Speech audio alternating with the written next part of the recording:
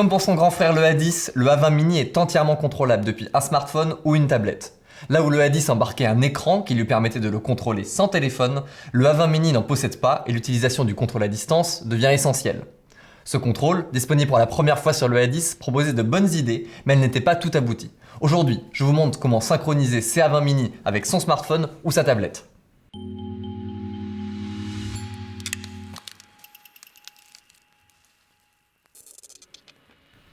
À l'occasion de la sortie des A20 mini, Soondevice nous a présenté une nouvelle application mobile pour contrôler ses émetteurs. Elle s'appelle A20 Remote. On regrettera que Soondevice n'ait pas opté pour une application commune avec les A10. En effet, l'app A10 TX Remote est toujours d'actualité pour le contrôle des A10.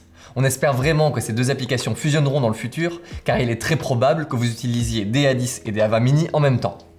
Comme pour l'application des A10, l'A20 Remote est disponible pour les smartphones et tablettes sous iOS et Android. Je vous laisse en description de cette vidéo les liens de téléchargement de ces applications. Pensez à vérifier auparavant que votre appareil est assez récent pour supporter ce logiciel. Une fois installée, l'application nous demande l'autorisation d'accéder au contrôle du Bluetooth ainsi que de connaître votre géolocalisation.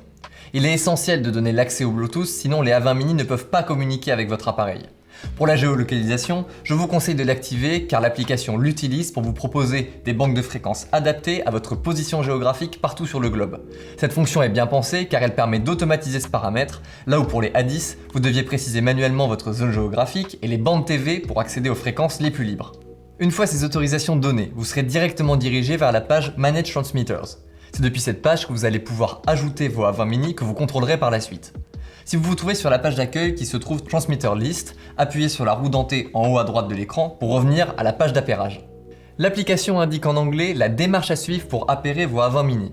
Une fois votre A20 mini éteint, appuyez et maintenez le bouton rouge d'allumage qui se trouve sous la trappe à pile.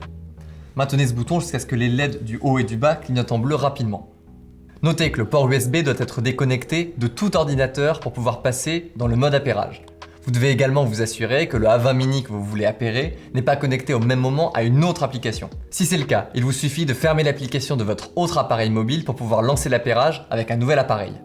Le A20 mini apparaît dans la liste des transmetteurs avec son nom et la version de son logiciel. Si son nom n'a pas été modifié, c'est son numéro de série qui apparaîtra par défaut. Pour finaliser l'appairage, cochez la case paire du transmetteur qui vous intéresse. À ce moment-là, une fenêtre apparaît qui vous demandera d'accepter les conditions d'utilisation du constructeur. Vous devez les valider pour finaliser l'appairage. Parlons justement de cette fonction. Celle-ci permet d'ajouter votre A20 mini à la Transmitter List en page d'accueil de l'application. Une fois dans cette liste, vous aurez la main sur tous les contrôles de votre émetteur. Lors de l'appairage, n'oubliez pas d'activer la fonction Enable pour pouvoir travailler avec vos A20 mini. Cette fonction est bien pensée car elle permet de choisir facilement les émetteurs avec lesquels on veut travailler et de ne faire apparaître dans la liste générale que les A20 mini utilisés sur le projet en cours. En bas de la page Manage Transmitters, on retrouve quelques options et informations intéressantes.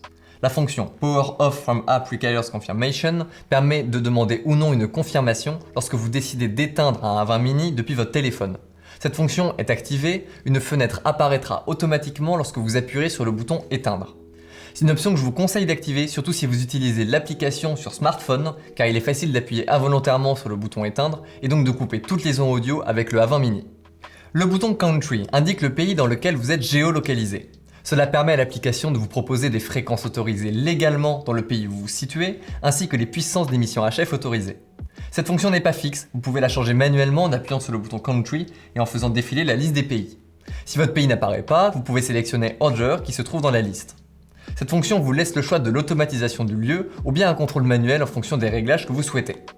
Notez que si vous désactivez la géolocalisation de votre appareil par l'application, vous aurez toujours un accès manuel au choix de votre pays. Cela permet de contourner certaines restrictions, notamment au niveau de la puissance d'émission HF qui peuvent être handicapantes. Bien sûr, ce choix relève de votre entière responsabilité.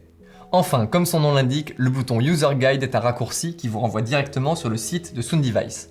Vous pourrez accéder au guide d'utilisation en anglais, aux foires aux questions, ainsi qu'aux vidéos en anglais proposées par le constructeur.